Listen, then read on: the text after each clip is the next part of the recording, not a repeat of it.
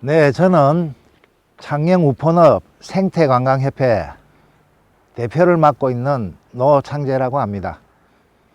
제가 서 있는 이곳은 우폰업 생태체험장입니다. 생태체험장은 우폰업이 보호구역으로 지정되어 있기 때문에 사람들이 접근해서 실제 풍경을 바라보는 것은 여의치 않습니다. 그래서 우폰업에 살고 있는 식물들과 생물들이 어떤 형상을 취하고 있는지를 잘 관찰할 수 있고 힐링할 수 있는 그런 공간으로 생태체험장을 만들게 되었는데, 이곳에서 많은 관람객들이 좀 오게 하기 위해서 우리가 여러 가지 생각을 하던 차에 이 자연미술 작품을 설치해서 좀 이렇게 홍보를 해보면 우포도 알리는 계기가 되고 체험장 시설도 좀 알리는 계기가 되겠다 싶어서 2017년도, 2019년도 두 차례에 걸쳐서 국내외 작가들을 초빙해서 우포 세계 자연미술제라는 행사를 개최하게 되었습니다.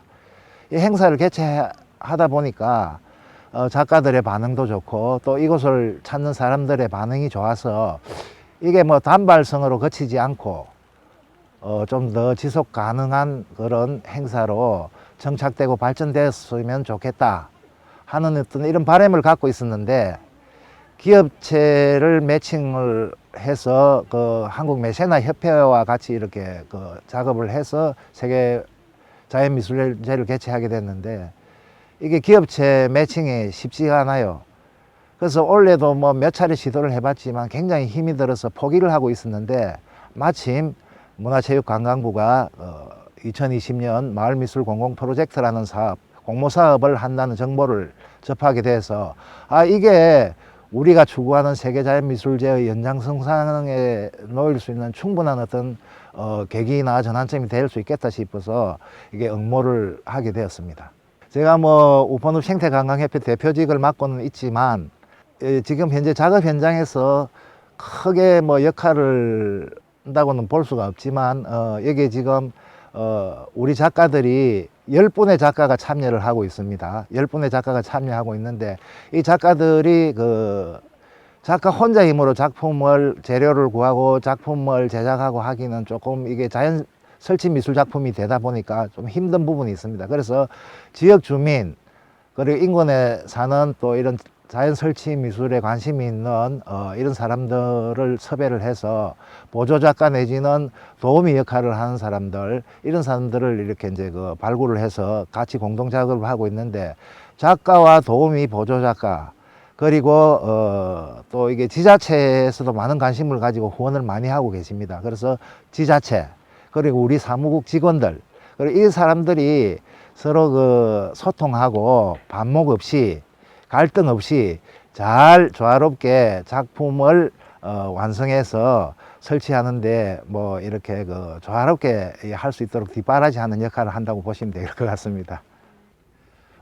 이제 작가들한테는 처음에는 뭐 대표인 제가 꼭 뭐 이렇게 작가들한테 가서 격려차, 위로차, 작품 현장 확인차 이렇게 가면 부담을 줄 것 같은 어떤 이런 생각이 들어서 방문을 꺼려 하고 했는데, 이제 작품이 완성되어 감에 따라서 사실은 이제 가서 격려도 해줘야 되고 또 약간의 뭐 간식이라든지 이런 것도 좀 지원을 해줘야 될 필요가 있고, 또 지역 주민들, 저도 사실은 이 마을에 살고 있는 사람입니다. 그렇기 때문에 지역 주민들과의 갈등 관계가 있는지 없는지를 이렇게 확인을 해보고, 또 지자체 관계자들이 또 한번 현장에 이렇게 점검을 나오실 때가 종종 있습니다. 그러면은 이제 이분들도 안내해서 작업 과정의 진행 사항도 알려주고 뭐 그런 역할이라고 보면 될 것 같습니다. 네.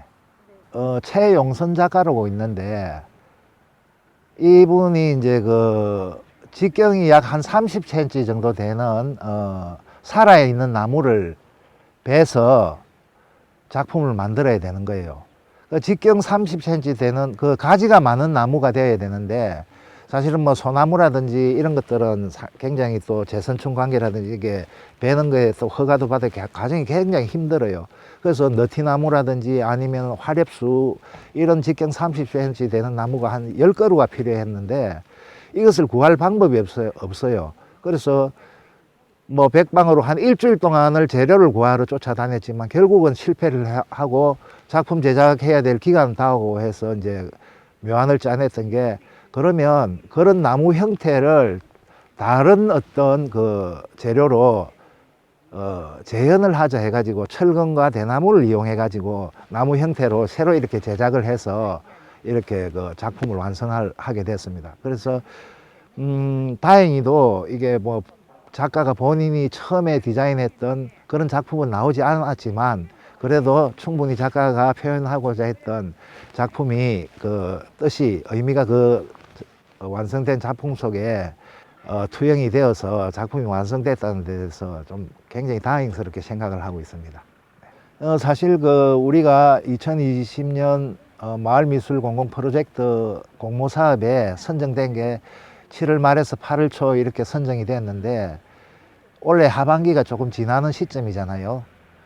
그러면서 이제 그 작가들을 섭외하고 올해 안에, 그것도 10월 달 중으로 작품을 제작해서 설치해야 되는 어떤 약간의 미션 같은 이런 느낌을 받았는데, 기간이 굉장히 좀 짧아서 정말로 저희들이 이제 그 생각했던 사실은 이 자연 미술이라는 게 자연 재료를 이용해서 자연하고 어울리는 어떤 이런 어떤 작품들인데, 이게 보통 보면 길게는 한 2년, 또 아주 길게는 3년에서 5년까지도 이 작품이 원형을 보존해서 견딜 수 있습니다. 그렇지만 뭐 보통 대개는 2년 정도 지나면 자연 재료가 이렇게 변형이 되거나 이렇게 퇴색되게 되겠죠. 이렇게 되면 자연적으로 작품이 소멸되는 어떤 이런데 이제 생태적 의미를 부여하는 거죠. 그래서 우리 생태관광협회가 이제 사실은 그런 의미에서 자연미술제를 개최하고 했는데, 기간이 조금 올해는 짧았습니다. 그래서 생태미술, 자연미술이지만 이게 이제 그냥 구조물로서 무의미하게 구조물만 이렇게 서 있는 게 아니고, 그 구조물이 자연 환경이라든지 바람이라든지 햇볕이라든지 이런 것들과 어떻게 어울리는가 하는 이런 그 작용의 의미, 이런 것들이 좀 반영되는 작품들이 좀 설치가 되면 사람들과 여기를 찾아오는 분들과의 그 관객들과의 교감도 좀 폭넓어질 것이고, 또 관심도 좀 더 많아질 것이다 하는 그런 생각을 하게 되고, 몇몇 작가들과도 그런 의견을 나누었지만 그런 작가들도 대부분 제 의견에 동의를 했거든요. 그래서 내년에는 이제 그 연초부터 작업을 할 수가 있으니까 초기에 그 작가를 섭외를 해서 약간의 이제 강제적이나 아닌 의도, 우리가 생각하고 있는 어떤 이런 의도들을 어떤 기능성, 자연의 변화에 따라서 뭔가 이렇게 작품도 따라서 조금 이렇게 생동감 있게 변화할 수 있는 어떤 이런 의미가 투영된 작품들이 좀 더 설계가 되고 해서 이곳에서 설치가 되면 찾아오는 관람객들이나 사람들이 좀 더 그 자연미술 작품에 흥미를 갖고 대하지 않을까 하는 그런 생각을 해보거든요. 그래서 기간이 조금 올해 같은 경우는 짧았던 그 아쉬움이 있고, 내년에는 이런 아쉬움들을 좀 보완해서 빨리 작가들과 섭외를 하고 발굴을 해서 좀 더 진지하고 좀 더 생각이 많이 반영된 그런 작품들이 제작되고 설치될 수 있기를 바라는 그런 마음을 갖고 있습니다.